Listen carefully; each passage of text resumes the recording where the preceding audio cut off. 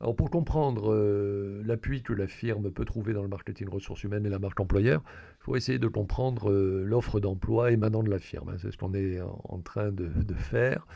Donc après avoir examiné les aspects généraux qui vont conduire la firme à agir à la fois sur son offre d'emploi comme on l'a vu et à se projeter en quelque sorte à l'extérieur ou se faire voir de l'extérieur et à agir sur les demandeurs d'emploi également, je vous propose maintenant d'évoquer la question du capital humain et des objectifs de la firme dans ce domaine.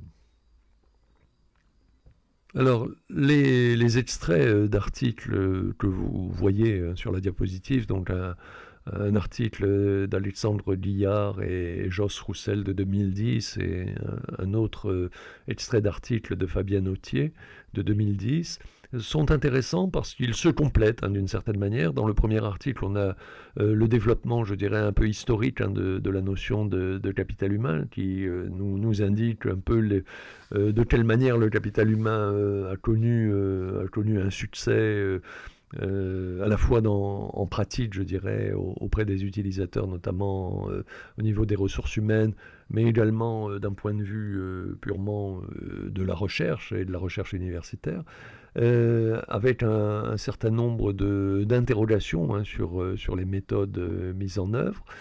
Et un autre article qui lui aussi fait une part à la présentation, une présentation du capital humain, très intéressant, et révèle un certain nombre de critiques ou de limites sur cette notion de capital humain en matière de GRH. Vous voyez le titre de l'article de Fabienne Autier, le capital humain, deux points, un concept économique dans l'impasse, point d'interrogation. On va essayer dans cette section de faire le point sur les apports de la notion de capital humain au marketing ressources humaines. Voyons d'abord les origines de la notion. Alors d'abord, c'est une idée ancienne, mais les termes sont relativement récents. L'idée ancienne, c'est quoi? C'est que la production, tout simplement, nécessite du capital matériel, du capital technique, du capital financier et du travail, donc les ressources humaines. C'est le mélange finalement de ces deux ingrédients dans des proportions variables, souvent en fonction du coût et de la disponibilité de l'un et l'autre des ingrédients, qu'on produit des biens et des services. Et ça, c'est le travail finalement de l'entrepreneur, du chef d'entreprise, de faire ce mélange en quelque sorte de ces deux grands types d'ingrédients. Donc depuis longtemps, et au moins depuis les débuts de l'économie classique avec Adam Smith et La richesse des nations, publié en 1776, mais même avant le XVIIIe siècle, on avait dès le XVIe siècle une réflexion là-dessus avec Jean Baudin. Et depuis longtemps, donc, le capital et le travail sont des outils entre les mains des entrepreneurs. Alors l'idée, et c'est ça en quelque sorte l'originalité du capital humain, l'idée d'assimiler le travail ou les ressources humaines en général au capital est une idée, elle, qui est un peu plus récente, tant au niveau, je dirais, microéconomique qu'au niveau macroéconomique. Elle repose sur une approche qui est totalement empirique et statistique au départ, avec trois grands économistes américains, dont deux prix Nobel, dont on a déjà un tout petit peu parlé, qui vont intégrer le travail, les ressources humaines, donc dans la théorie économique, et permettre d'établir des ponts entre l'économie et le management. Et ça, c'est tout à fait original et tout à fait intéressant. Et au fond, on va aboutir à quelque chose de très important du point de vue général et aussi du point de vue de notre étude sur le marketing ressources humaines, à savoir finalement ne plus considérer le travail comme un simple coût, qu'il faut, comme je l'ai déjà indiqué, réduire, mais comme un investissement, qu'il faut augmenter. Finalement, l'investissement, c'est une dépense qui doit rapporter à terme. On va se priver de quelque chose, on va investir, on va faire une dépense, par exemple l'achat de matériel nouveau, avec l'idée que la dépense qu'on va faire va nous rapporter à terme plus que ça nous a coûté. Eh bien, c'est un tout petit peu ce raisonnement qu'on va utiliser en matière de capital humain. On va considérer qu'on peut investir dans le capital humain, on peut investir dans les ressources humaines. Et l'enjeu majeur de la notion de capital humain et de l'assimilation de l'humain à un capital, cet enjeu majeur, il est là. Alors, du point de vue de la firme, comme du point de vue plus large de l'ensemble de la société, finalement, les ressources humaines ne doivent pas être considérées seulement comme un coût à réduire, ou même ne doivent pas être considérées comme un coût à réduire du tout, mais être considérées, et là on retombe sur les écrits de Jean Bodin au, au XVIe siècle, et on retombe finalement d'une certaine manière sur Adam Smith également au XVIIIe siècle, considérer finalement que les ressources humaines ne sont pas un coût à réduire, mais une richesse à développer. À différents niveaux, la population au niveau d'un État, c'est ce que disait Jean Bodin, il disait sa formule célèbre, il n'est richesse ni force que d'homme, c'est-à-dire qu'au fond, c'est la population qui fait, à l'époque, du moins au XVIe siècle, la richesse d'un État. Euh, donc, essayer de développer cette richesse au niveau global avec la population, avec différents aspects de développement, le niveau d'éducation, la santé, etc., etc. Alors je rappelle rapidement, hein, puisqu'on en a déjà parlé, que les trois économistes à qui on attribue finalement la paternité et l'enrichissement du concept de capital humain sont Jacob Mincer, qui est né en 1922 et mort en 2006, qui vraiment a eu l'intuition de mesurer hein, ce rapport, ce lien entre les années de scolarité et les revenus annuels que peut tirer une personne de sa scolarité. Donc là, on est véritablement dans une conception d'investissement, sauf que l'investissement se faisait en termes d'années d'études, mais ça rapporte en termes de revenus annuels. Donc ça, c'est cette intuition, je dirais, qui est intéressante. Deuxième économiste rapidement pour mémoire, Theodor Schultz, né en 1902 et mort en 1998, qui lui pense que sur la base également d'études de statistiques comparatives, comme on l'a vu Japon, Allemagne, Grande-Bretagne, après-guerre, pense que la connaissance, la qualification, la santé, etc. sont des formes de capital humain dans lesquelles on peut investir. Et Gary Becker, né en 1930 et décédé en 2014, qui considère qu'on peut investir dans le capital humain comme dans le capital technique. On peut investir en termes d'éducation, de formation, de soins médicaux également. Donc ça, c'est très intéressant comme base de considérer finalement sur un pied d'égalité le capital technique, le capital financier et les ressources humaines. Et pour les analyser et les considérer sur un pied d'égalité, et ne pas voir, comment dirais-je, la main-d'œuvre, les ressources humaines uniquement comme un coût qu'il faudrait limiter, et au contraire le capital technique, le capital financier comme un bienfait, comme une économie qu'il faudrait développer, je dirais du point de vue même du raisonnement, et je pense qu'il est très très utile finalement de mettre à parité ces deux formes de facteurs de production en désignant de manière un peu excessive les ressources humaines comme du capital humain. D'autant que l'analyse qu'on fait du capital financier ou du capital technique est une analyse qui peut se faire et qui se fait déjà, qui se faisait déjà par les économistes à différents niveaux, au niveau bien sûr national, avec des aspects d'agrégat, comme on dit, l'investissement, les importations, les exportations, le produit intérieur brut, la consommation, etc. Bon, des grandes masses, l'emploi, bien sûr. Donc on peut avoir une analyse nationale ou voire transnationale de ces agrégats et du capital humain également. On peut avoir une analyse au niveau régional.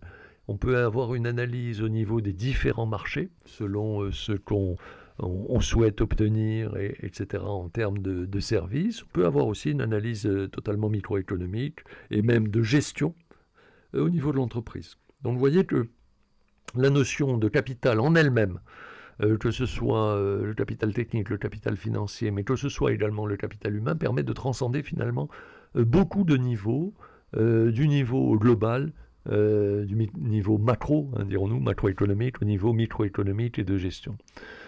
Je signale, par parenthèse, ça n'est pas négligeable, même si ce n'est pas l'objet du cours, l'un des grands problèmes de l'économie, comme très longtemps un des grands problèmes de la science, et encore un problème actuel des sciences exactes à l'heure actuelle, aujourd'hui encore, c'est d'assurer et de trouver une théorie unique, ou à défaut d'être unique, une théorie homogène en économie pour expliquer les phénomènes microéconomiques au niveau des marchés, au niveau des entreprises, et les phénomènes macroéconomiques au niveau des pays.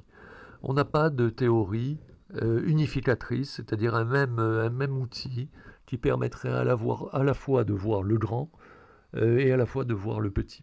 Alors c'est une problématique qu'on retrouve dans les sciences exactes, qu'on retrouve entre la microbiologie et l'astronomie, on a ce type de questionnement. Finalement, une théorie unique qui serait suffisamment globale et explicative pour traiter à la fois l'infiniment petit et l'infiniment grand. Ben, on a ce même type de problème en économie en changeant les choses qui doivent l'être éventuellement, mais ça c'est très important et ça nous permet, hein, cette notion de capital humain, d'avancer également du point de vue de l'économie générale.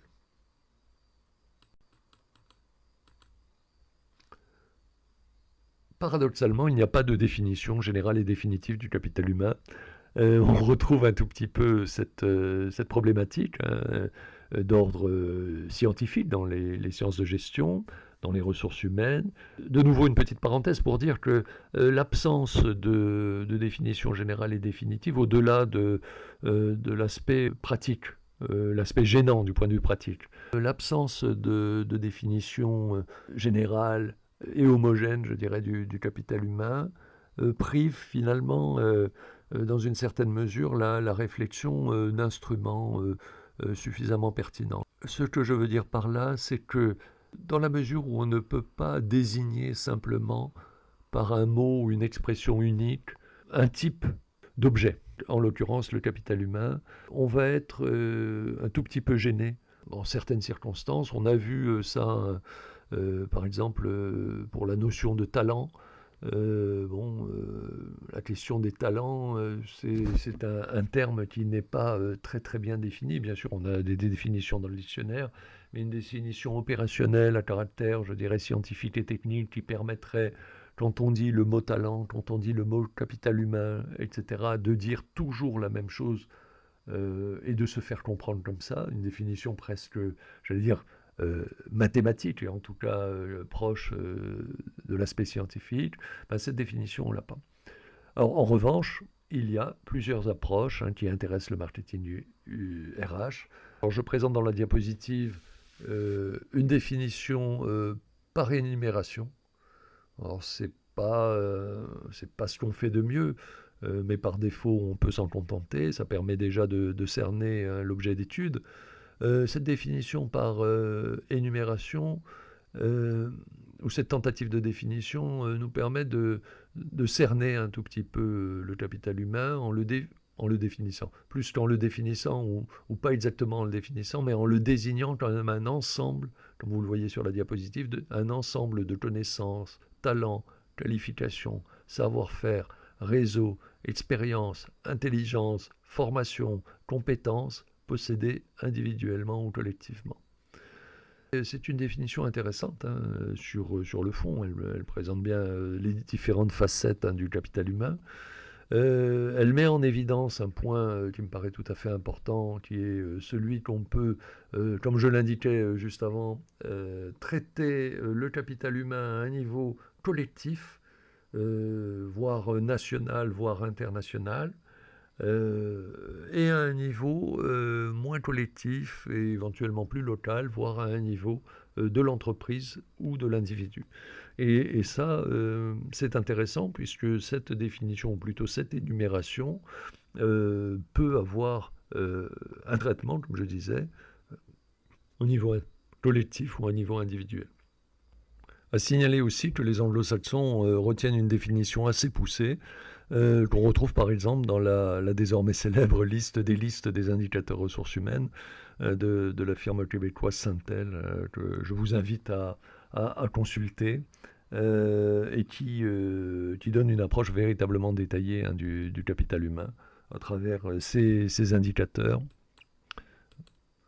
voilà, la liste des listes. Donc il y a une édition plus récente, hein, plus détaillée.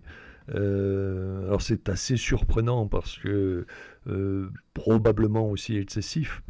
La liste qui est fournie est véritablement un tableau de bord très très très intéressant et qui balaye l'ensemble des indicateurs quantifiables, bien sûr, en matière de ressources humaines, la tenue à jour de ces indicateurs. Et surtout leur exploitation, parce qu'il ne suffit pas d'avoir énormément de cadrans, il faut pouvoir les regarder, les utiliser, les exploiter, fait un tout petit peu frémir, quoi. Ceci étant, on n'est pas forcé en regardant cette liste d'utiliser tous les indicateurs dans toutes les situations, hein. Ce qui est intéressant, c'est qu'au-delà de la taille de la liste, et peut-être grâce à la taille de la liste, chaque firme est libre bien sûr, de déterminer à l'intérieur de cette liste les éléments qui lui paraissent le plus pertinents par rapport à sa propre situation, sa taille, sa localisation, son type de marché, son type d'activité, etc. Pour compenser l'absence d'une bonne définition du capital humain, on peut tenter une approche générale et considérer ainsi, pour ce qui nous intéresse, hein, au titre de la firme, que le capital humain est un moyen de production présentant certains caractères. Alors, les 3 premiers caractères les rapprochent du capital technique ou financier, les 2 autres caractères les distinguent du capital technique ou financier. Alors, premièrement, le capital humain peut faire l'objet d'un investissement, c'est-à-dire, donc, comme je l'ai déjà un tout petit peu évoqué, investissement conçu comme une dépense supplémentaire qui génère un revenu supplémentaire. Autrement dit, comme pour le capital technique, on peut conserver ou augmenter le capital humain avec les investissements appropriés. Formation, santé, sécurité, alimentation, soins, etc. Et donc ça renvoie un tout petit peu aux besoins identifiés par la pyramide de Maslow, quelque chose qui se rapproche de ça. Deuxièmement, du point de vue de la firme, le capital humain est substituable. Qu'est-ce que ça veut dire? Ça veut dire qu'on peut remplacer un travailleur par un autre ayant des caractères proches. Ce sont les notions de poste de travail, les notions d'emploi, qui correspondent justement à cette substituabilité qui est recherchée par les employeurs en particulier. Troisièmement, le capital humain est accumulable. Alors, tant au niveau collectif qu'au niveau individuel. Ainsi, on peut dire qu'un pays peut voir sa population croître, se former, améliorer son espérance de vie, améliorer sa protection, etc. Donc, finalement, une sorte de croissance de la population, tant en matière quantitative qu'en matière qualitative. De même, au niveau individuel, une personne peut améliorer sa qualification, préserver sa santé, préserver sa sécurité, etc. Alors, quatrièmement, le capital humain est incorporé. Il est incorporé et non transférable. Alors, quand on dit que le capital humain est incorporé, ça veut dire que le capital humain n'existe pas en dehors de la personne. Il est dans la personne et il appartient à la personne. Et quand on dit qu'il n'est pas transférable, ce qui correspond à ce caractère justement d'incorporation, ça veut dire qu'il reste la propriété de la personne. Alors j'utilise l'expression non transférable, qui est un tout petit peu ambiguë. Je veux simplement dire que le capital ne peut pas être perdu dans le transfert, si vous voulez. Lost in translation, comme on dit. Je peux le transmettre à mes enfants, à des élèves, à des étudiants. Je peux l'utiliser dans mon travail, à l'usine, à l'atelier, au magasin, au bureau, mais je ne le perds pas. Voilà, c'est dans ce sens hein, que le capital humain est dit non transférable. Enfin, cinquièmement, le capital humain est intangible, ça veut dire qu'il est immatériel.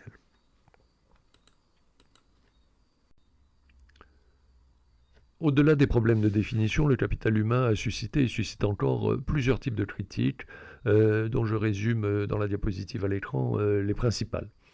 D'abord, le capital humain est considéré souvent comme une notion fourre-tout, qui engloberait le capital culturel, le capital social, le capital économique, le capital symbolique, etc. Or, la notion de capital est finalement assez précise, du moins en économie. Un capital est un ensemble de biens rares, donc coûteux, dont on tire un flux régulier de revenus. La manière dont on peut utiliser ou baptiser les ressources humaines comme capital humain doit un tout petit peu quand même correspondre à cette notion de capital qui est bien définie ou assez bien définie en économie. Donc je répète, un ensemble de biens rares, donc coûteux, dont on tire un flux régulier de revenus. Le deuxième type de critique, c'est une notion incomplète. C'est-à-dire qu'elle ne renseigne pas, comme je l'indique, sur d'autres aspects des ressources humaines. Elle ne renseigne pas sur le leadership, le talent, la célébrité, la notoriété, l'héritage. Donc finalement, c'est un peu une critique presque contraire à celle qu'on vient d'évoquer. Dans un premier cas, le capital humain est très très étendu au point que c'est une notion fourre-tout qui englobe des choses qui ne sont pas toujours bien identifiables. Un capital culturel, ok, capital social peut-être, capital économique, capital symbolique. Or, justement, comme je l'indiquais, on sait à peu près définir ce qu'est le capital en économie, mais alors le capital culturel, le capital social, le capital symbolique, comment on le mesure? Or, c'est une donnée constante de la science, de l'économie et même des définitions, de pouvoir identifier clairement l'objet par son contenu. C'est-à-dire non seulement savoir à quoi ça sert et comment ça fonctionne, mais savoir aussi qu'est-ce que c'est. Bien définir le contenu. Or, là, on a cette notion fourre-tout, et puis tout de suite après, on va avoir une critique inverse, enfin qui paraît un tout petit peu inverse, en disant, bah, au fond, ça ne renseigne pas, même si c'est fourre-tout, il y a quand même des éléments qui sont oubliés. Et troisième type de critique, c'est que le capital humain peut apparaître aussi comme une notion limitée, limitée à certains métiers ou domaines, limitée en termes de qualification, et que le capital humain serait difficile à généraliser. Donc je vous livre en quelque sorte ces aspects, ces critiques. Chacune des critiques est justifiée, à sa part de vérité, je dirais. Et en particulier pour ce qui nous concerne, je dirais au titre du marketing ressources humaines et de la marque employeur, et pour ce qui nous concerne en matière de sciences de gestion, le capital humain, comme d'autres aspects, présente peut-être le défaut justement de ne pas toujours être correctement quantifiable de manière homogène. Homogène dans l'espace, est-ce qu'on peut comparer différents pays, différentes entreprises du point de vue du capital humain? Homogène dans le temps, comment on peut mesurer l'évolution du capital humain?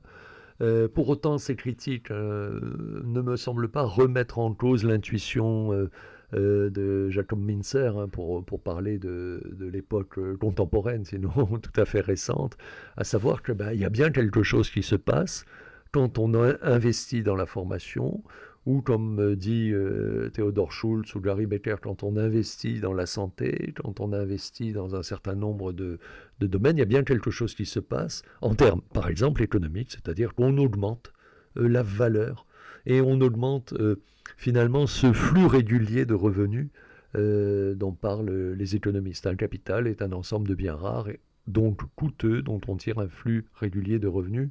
Voilà une définition qui est à peu près bien ciblée, et on devrait pouvoir utiliser donc cette définition également pour le capital humain.